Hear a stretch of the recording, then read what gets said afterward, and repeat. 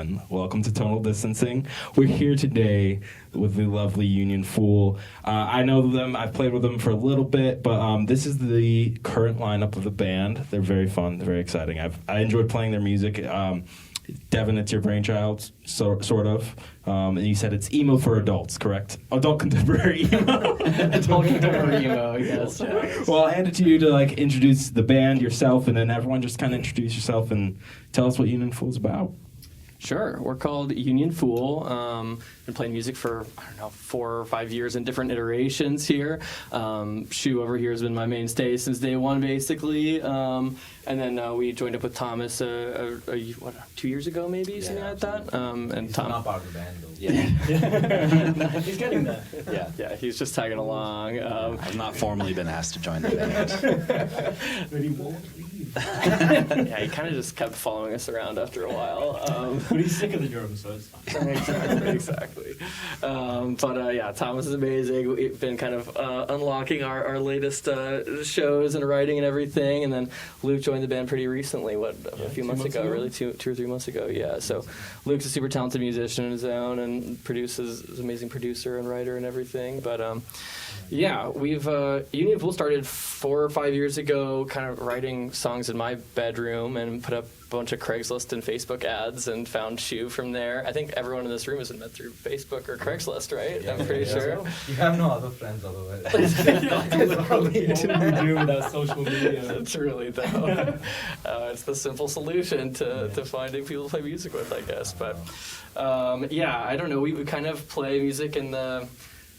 it started off kind of as like a pop-punk revival sort of deal. I think we're heading a little bit more indie direction than that, maybe-ish. But definitely some pop-punk, some emo is kind of supposed to be an adult version or like a revival of that era. I feel like it's very, it's very in vogue right now where everyone's doing emo nights at bars and stuff like that. And I don't know, it just feels pretty relatable, and I think we all grew out into our 20s and 30s, and we're like, holy shit, we still have no idea what the hell is going on, and I don't know, I feel like the theme at the beginning of writing this music was very much like, I just still feel like a child. I feel like a child in an adult's world, or I still feel like I'm dealing with the same shit as I was when I was a teenager, stuff like that, and I feel like, just adding you guys in has really grown the music, the new EP that we have coming out on November 15th was a bunch of songs that I wrote and Shu and I had written together. I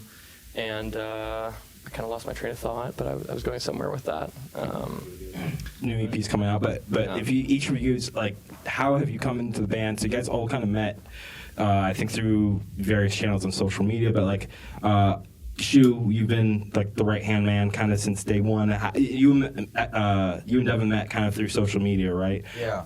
I moved to the country in 2018, and I was playing shows back in India before that, and so I just wanted to fucking play with people and shit and play music when I moved. So I hit him up because I saw his post and I liked the music, and he was the only one that responded to me. Not a lot of other people responded to me hey, I'm interested, I like the music. And then we jammed, we rehearsed. At the time we were working with another drummer who likes to eat chicken wings and play drums at the same time.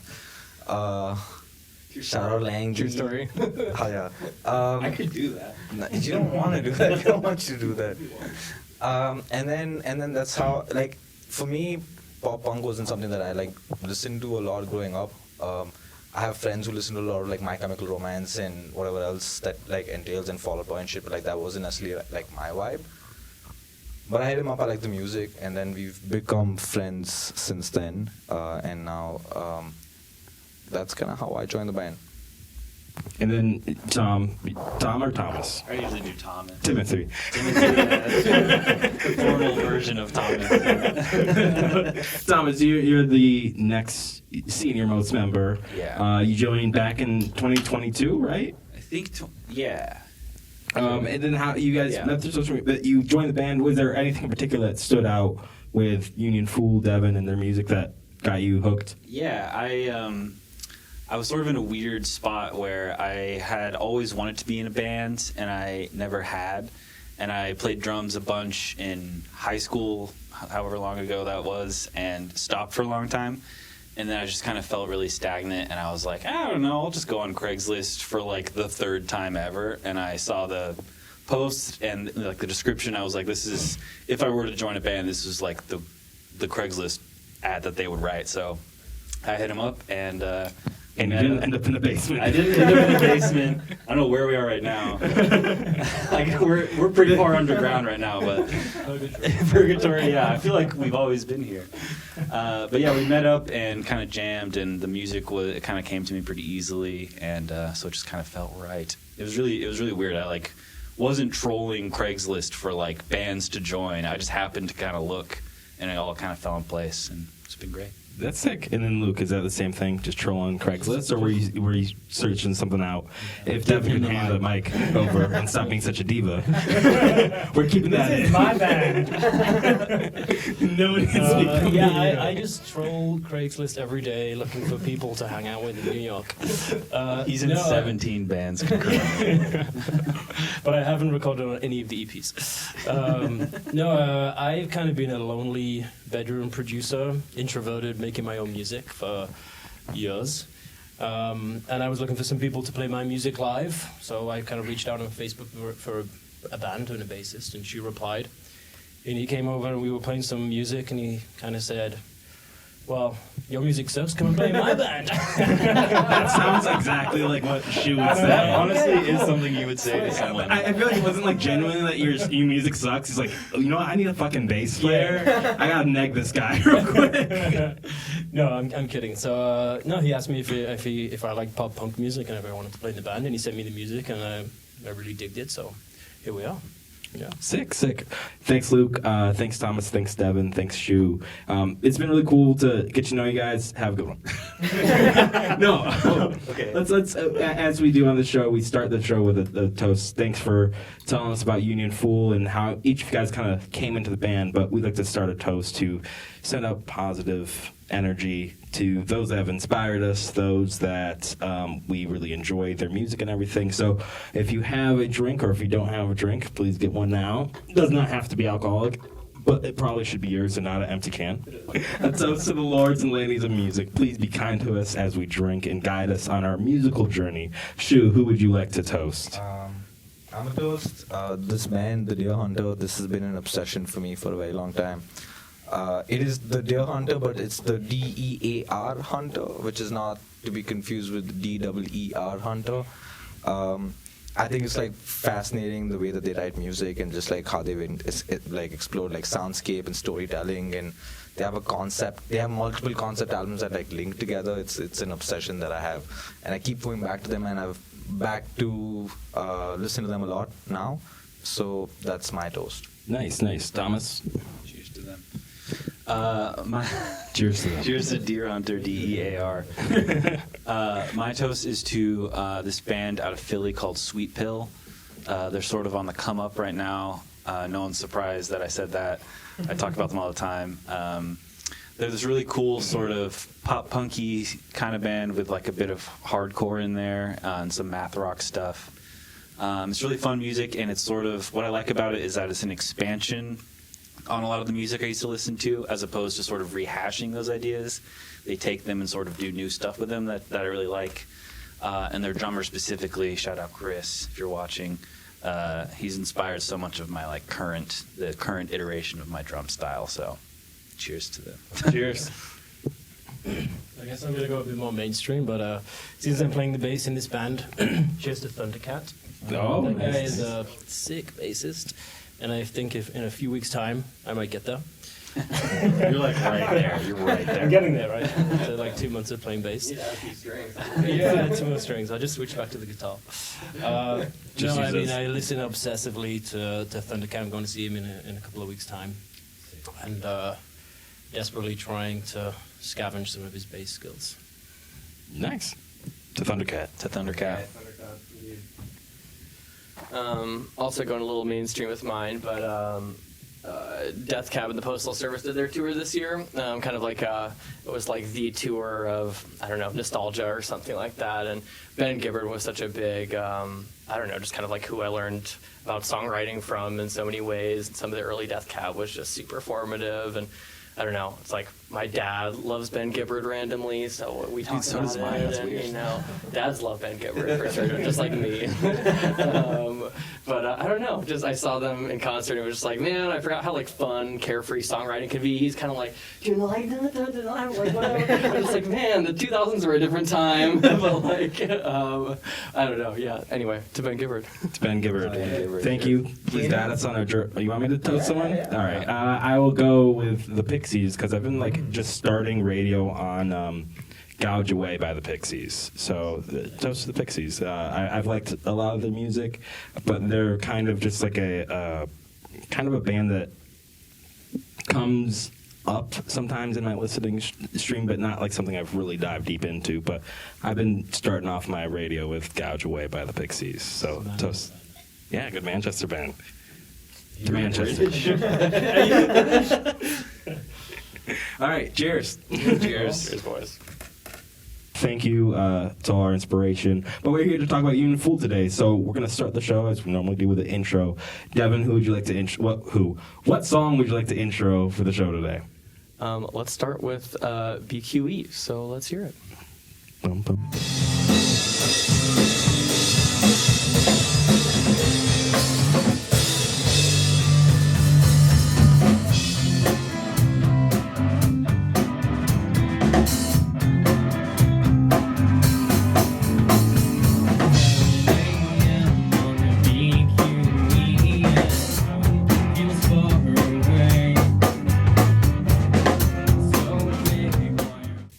With everything that's going on, thank you for introducing us to Union Fool. But people want to hear your music, know what you're about. So where can people follow you? When are you playing? What new stuff do you have coming out? Yeah, so you can find us, we mostly post on Instagram, union_fool. All of our music is on Spotify, so that's where we have a few EPs out. Our new EP is coming out on November 15th on all outlets, so keep an eye out for that one. Yeah, give us a follow. Awesome that the EP is coming out on the 15th, but when are the shows that you're having? I know, you think you're playing November, December, maybe January? What do you got going on? Yeah, so we've got a November 15th show coming up at Bar Frida, which is in Ridgewood, Queens, just 20 or 30 minutes away from Bushwick. And what was that? I said barely. Barely. It's 15, like 10 minutes away from Bushwick, It depends on your mode of transportation, I suppose. Come out, Bushwick. If you crawl, exactly. But in the Brooklyn area, well, technically in Queens, but that's November 15th. And then we have a show on December 7th as well that's coming up at Gold Sounds, which is also in Brooklyn. That's in the Bushwick area. So exciting stuff, hitting the stage twice over the next few months. And then we've got some shows coming in January and the next year as well. Sick. Well, I look forward to seeing you guys play live because I enjoy your recordings, I enjoy your music, and I have seen you guys play live before, and you guys really do bring on a great performance. I've seen people get told to step down from tables because people were standing on fucking tables. I think that was you. I think it was me and Nat. All right. Guys ready to talk? Get down to the business of all the music that you guys have been working on so painstakingly. So you said that an EP is coming out, right? Yes, sir. Let's get into the EP a little bit. I know that there's two songs that are the newest, BQE and Disperse, correct? Yeah, so we released 2 singles last year. We released Act Natural and Underrated, and then we were going to play a show to support the EP, and we had some band switch-ups and everything, so a bit of a year hiatus here, but we're finally getting out to a 4-song EP, so that's the first 2 I just mentioned, plus 2 new songs, which those are called BQE and Disperse. So got a little 4-songer here. What's the EP called? That's good. Oh, thank you. Yeah, you're right. That's a good. What's it called? What's the EP? The EP is called Act Natural. Why can't you fucking act natural? The EP is called Act Natural, and it took so long for us to put this shit out was because mostly. You know what's the Because the most, songs you know were what's the done. most natural thing is to hold the microphone.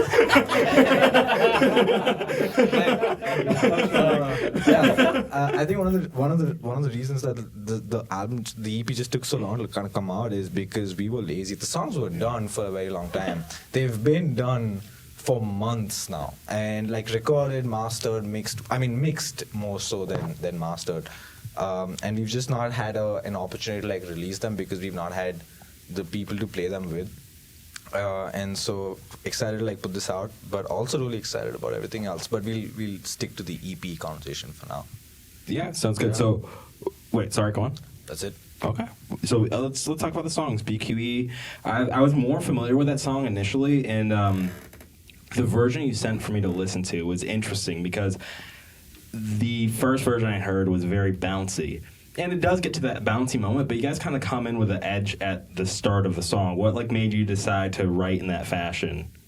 Yeah, I think that's about as earnest as we get in Union Fool, or that song's a little bit the most like I don't know, wide-eyed or whatever, where the lyrics are a little bit I don't know.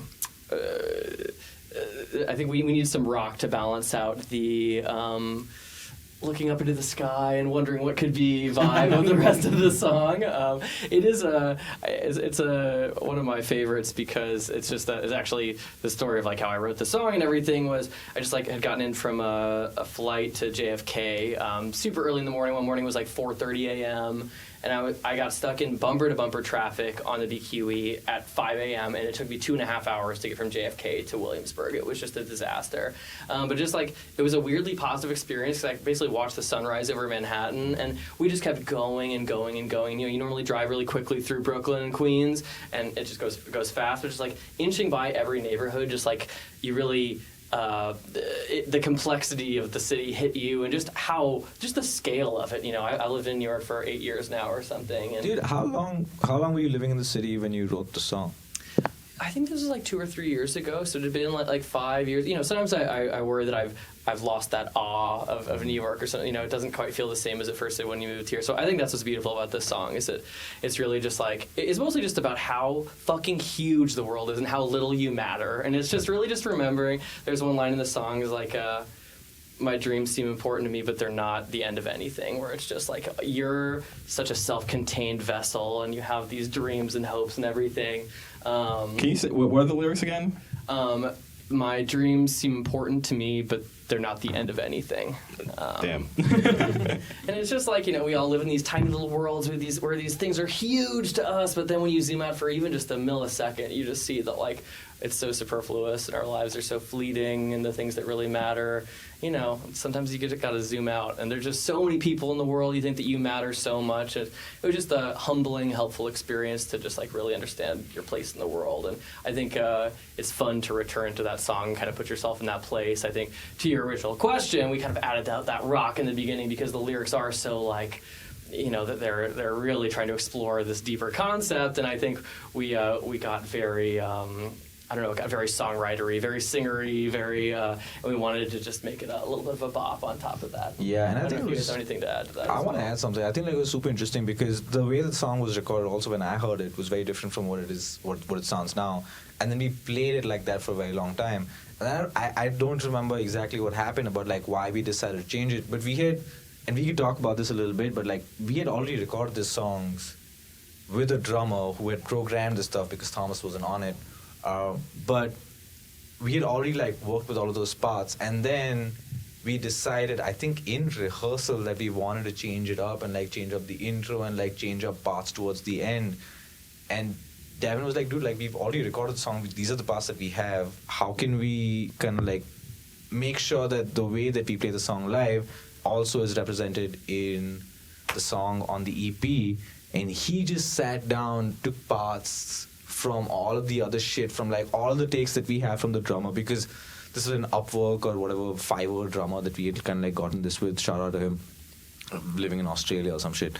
But like he had already like sent us a bunch of takes, so like Devin took out specific sections in like different songs and different takes, and then like put them first, and then we like re-record the entire section, and that's how the song kind of like changed and evolved, which I think is like super cool because I would have not been able to like think about that. And I was wondering, and this is digressing, but like I'm wondering now that you talked about how you felt that you were all in awe. I'm wondering if like, did you not feel like that in like Denver when you're like on mountains and shit. Like it's I think it's fascinating to me that you're looking at the city, which happens to me all the time also, but like you're like amazed and in awe. But like at the same time you have all of these, you come from a place with just like mad like landscape. Was that never a part of? I mean, it's funny. I feel like it's just so based on where you grew up and what you were used to, or that just becomes your normal. And then something like this is crazy. But obviously, in the reverse experience, someone growing up here would come to the mountains and be like, "Holy shit!" I don't know. I feel like my life has been very much a reaction to growing up in Colorado, and I've just gone for cities ever since then. Because I was like, "Holy shit! What is this?" You know, I got to do the nature thing, and coming out here. I don't know, like nature, I really love Colorado, and I love being out in nature and stuff like that, but being around other people in New York it makes you grow in a way that never could, I think, and you know, I understand the want to get away from other people and go out into nature or whatever, but I think you also grow a lot and understand the world a lot more being around people, and just as such a social person, I always really valued that, so that's kind of what drew me here or whatever. Did you guys have similar experiences? I mean, we're all transplants here. How long have you guys been in New York? I've been in New York for 4 years now. Before that I was in Paris, and then before that I was in the UK. But I grew up in like a tiny little industrial town in the northeast of the UK, so moving to New York is like... Newcastle? Newcastle's a city. I grew up in a small town called Birmingham. Shout out to Oh, Birmingham. Birmingham. Billingham. Oh, Billingham. Oh, even worse. You're not even a Peaky Blinders. Nobody knows. Anyways, Thomas. I'm from Birmingham. Are you British? Billingham, okay. Yeah, Birmingham. Yeah, I mean, this is like a one-house town, only, you know, like white people everywhere. It's one race of people.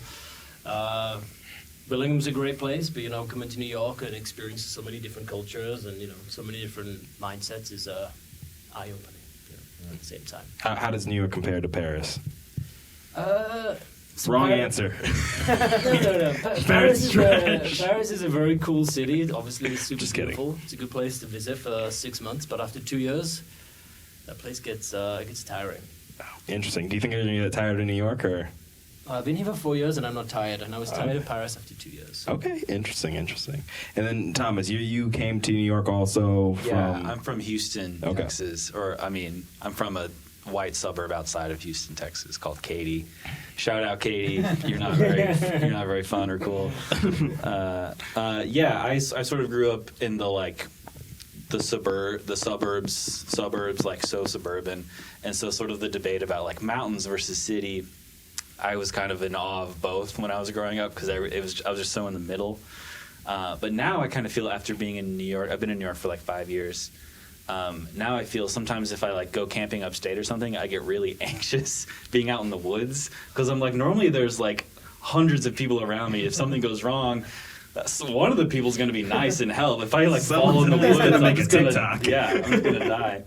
So I think the sort of experience of being around a lot of people, like you were talking about, and sort of taking those moments to reflect on their life, your life, and how your life can interact with theirs or not, and how much either life means.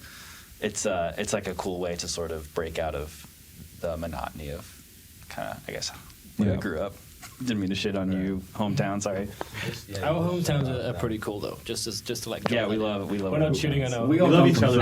somewhere. But okay, and then one thing is like, do you feel like did you guys get that same sense when you first heard BQE? Because they've been working on it for a while, but do you get that same sense of? I always got a sense of like there's some sense of vastness, but like because the song puts you in an immediate place right away, that a lot of people have been in a Lyft or Uber or cab on the BQE and traffic's been slow. Like you've really put people in a place like instantly.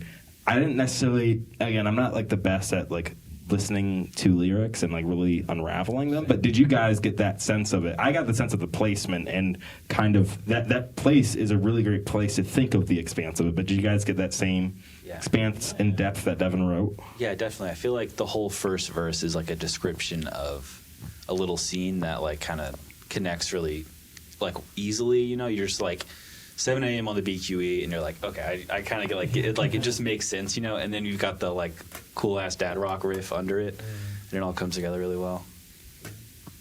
What about you, Luke? Your impression?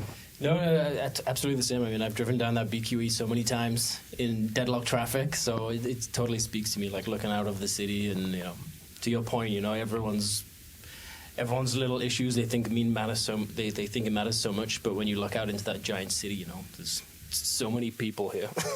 Also, Probably bigger issues than you have. if you think about everyone in each of those cars that's going slowly is having the same thought of like, I got to get fucking home and do some bullshit, but like, that's the whole experience on the BQE. Yeah, which is why like I remember Devin was like, dude, like let's name the song Sondo, and I was just like, let's not do that.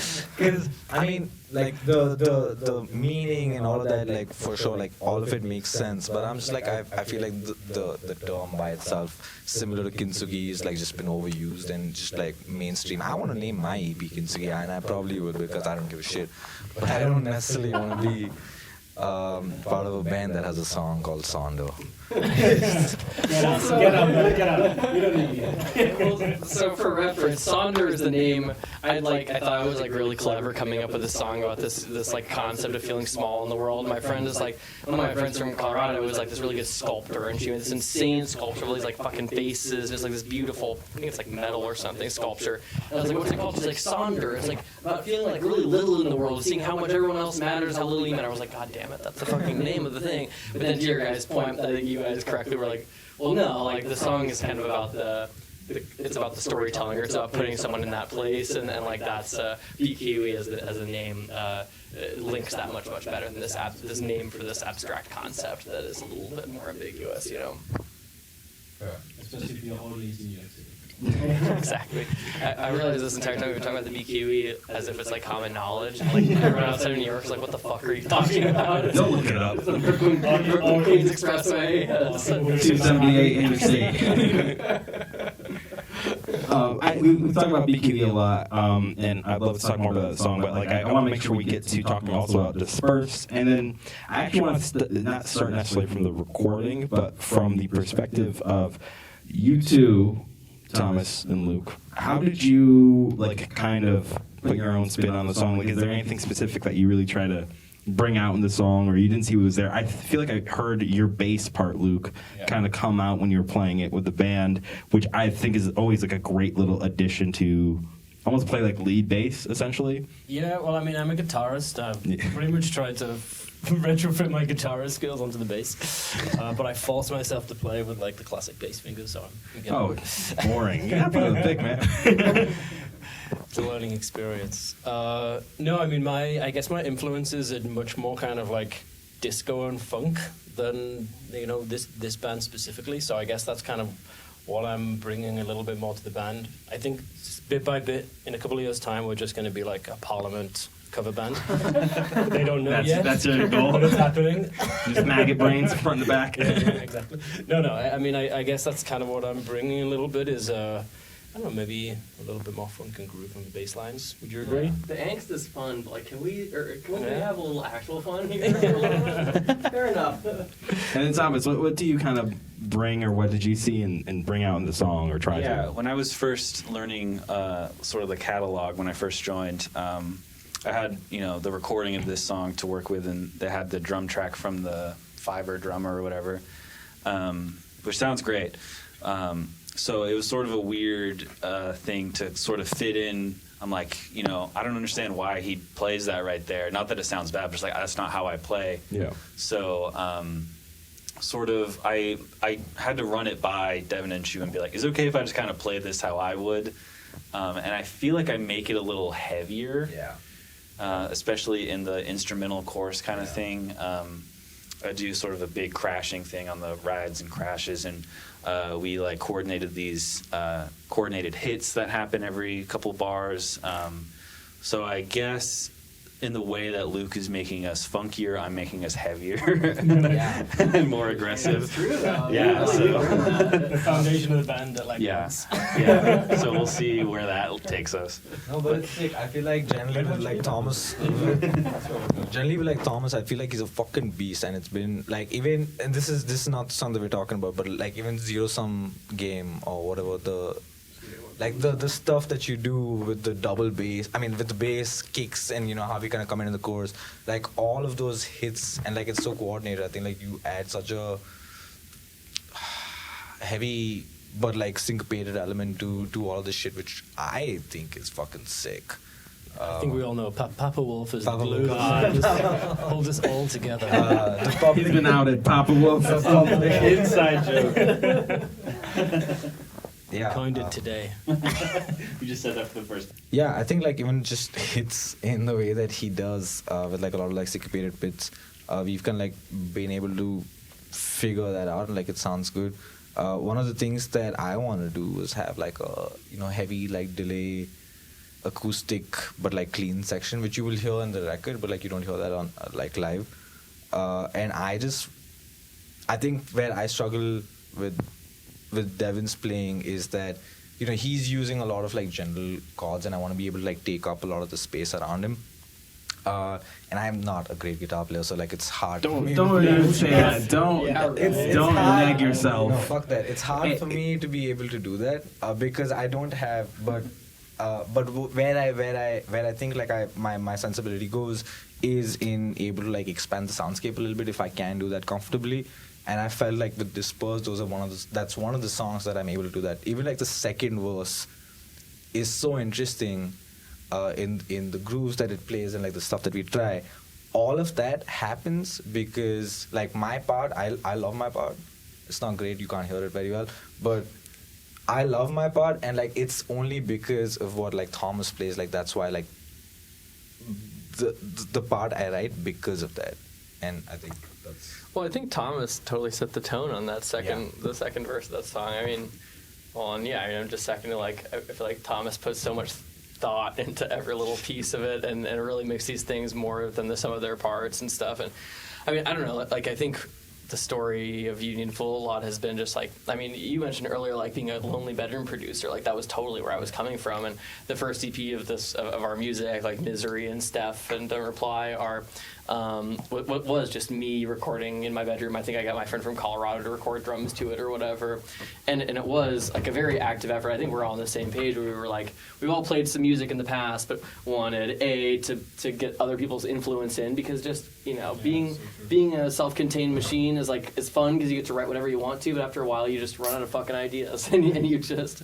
it's just not nearly as good as it could be. And I don't know, just even in the short time that you've been here, and then especially for, Thomas has been here for 2 years now, but like, I think writing together and a lot of the new music we've been writing is, I mean, it's just an order of magnitude, frankly better than the old music. It's just, we can do so much more with it, and to have, someone zeroing in on each little piece of each instrument makes such a huge difference. And so, I don't know, I'm excited about the stuff we've been writing. I feel like we've been doing some like kind of crazy shit, and I don't know, it's fun to remind yourself that we're just like a band who plays a few shows a year and whatever, and it's like we don't have like fans waiting for us to do some specific type of thing or whatever yet, but it is just like, it's fun to be able to just like explore music and just like combine your four pretty different influences. We've got Kevin Parker over here, and then we've got emo McWhatever, emo McDonald's. But it is. I feel like I've fallen, or I kind of forgot how cool it was to just like really have a bunch of different people and kind of make something that's like a kind of a mix of everything, and it really can turn cohesive and cool, and it's just things that you would never ever get by yourself. It's things that you would, without playing with other people, you would never get those. And I think if I could go back and do music again, I would play with other people way more than I did, and I spent too long being like, I'm gonna perfect my little sound in my little studio or whatever. Has that been your experience? Oh, 100%. It's good to be in this band. Also, like, as I said, I'm a guitarist who's been programming drums and playing the bass and trying to learn some keys and some synthesizers. So, yeah, I'm looking forward to playing my music with these guys, and they're going to make it way better.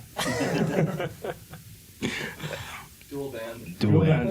That's how I first started playing with Union Fool. Is like, I was new to the city. I thought the best way to get people to play in my band is playing theirs and then try to steal like one person, like try to swap with one person. And generally it kind of works, But in the case of playing with you guys, I ended up just finding other people anyway. So I was like, well, I'll still play with you guys for a little bit. And I was like, fuck these guys. I don't know about that, You but instantly. no, I don't know about that. You guys, I had so much. I did have a lot of fun playing with you all. But I too am a guitarist, so I play drums as a guitarist would, which is I get excited when the chorus is coming up. But yeah, That's how drummers play too. But like drummers keep the tempo at least more even. Yeah, it depends. We all joke because we play live maybe 10 BPM faster Yeah, you for gotta- every single song. I think everyone does Most that. bands do. Yeah. I do that all the time. Yeah. I don't even think about it. I'm just like, whatever. This is how I'm feeling right now. It's so good. Also, it helps compress the set so like you fit every song in as opposed to like fuck. I've had those moments where like I put too many songs on the set and like miscalculated how long it was. I'm That's like, because you have too many songs. You don't have too many songs. I don't know. if Barely it's- enough songs to hold people's attention. These guys take 10 minutes to set capos just to like spread out the set. This is another conversation, but I am kind of notoriously not a cable guy. Anyways, but no, bro. Any Defend final? yourself. I have nothing. Explain your cable usage. Just kidding. Any final thoughts on like the band, the upcoming shows, the upcoming EP, future stuff? Any final thoughts? Yeah. I think I'm super excited for the EP to be out, but I'm more excited about everything else that follows. I think the stuff that we're writing, the shows, that's gonna be a lot of fun. I feel like I'm super stoked about that. Just being in front of 3 other people who show up and like playing music is just like a nice time. But I'm very excited about like everything else that like entails because we've been writing cool stuff. We've been writing stuff that's not naturally occurring to us. And yeah, that's all I have to say. Definitely, if you can come out to our shows, do that. I feel like we are pretty good about live performance. Recording seems to be a bit, not like harder, but just like we get excited about coming to practice and playing live with each other. So I think we really like being on stage. So come check us out if you can. Yeah, and I think we have some more songs other than just what you're going to hear on the EP. So if you want to hear more, come to the shows. Awesome. Devin, you want to wrap this up? About coming to the shows? When are these shows? Who are you guys? We have November 15th at Bar Frida, which is our EP release, and then we have December 7th at Gold Sounds, which will be another fun one. But yeah, really excited. I feel like we have a lot of fun stuff coming. We've got a lot of we've got the EP and then some new unreleased songs in this set. And I feel like the music we're writing just gets cooler and cooler and more interesting. For us, mostly. We should be clear, it sounds like dog shit. It's fun for us, but it sounds like shit, yeah. If anything, I think we have evidence of it sounding pretty damn awesome. I guess if you want to hear me and Thomas play, you have to come to the shows. You won't find us on the EP. And we are the glue that holds everyone together, so come along. And the usurpers are who you need to come see. Mutiny time. The union usurpers. But no, it's always good talking to you, Devin. But it's great to get everyone here to talk about Union Fool. I just want to say it's like I said, it's always good to hear you guys. I enjoy BQE. I enjoy Disperse. I've enjoyed all your music, like Act Natural, and what's the other one? Underrated? Underrated. Yeah, I enjoy Underrated as well. I Act Natural from like the previous releases. I remember playing that one and really liking the development throughout that song. That's really cool. And like I said, BQE, I like the older version I heard, and then I like what you did with the newer version. Disperse was just kind of something new that I heard, but I do really enjoy like the layering that you're doing in that and the kind of maybe I'm thinking because I've listened to Keith Richards' book before, but I've listened to parts of it again recently. But like, there's like the element of guitar weaving that you do in it that's like really great. Like you're hearing this part, that part, and everything fits really nicely. So thank you all for being here. But we're gonna outro the show with what song, Devin? With Disperse, which is off the new EP.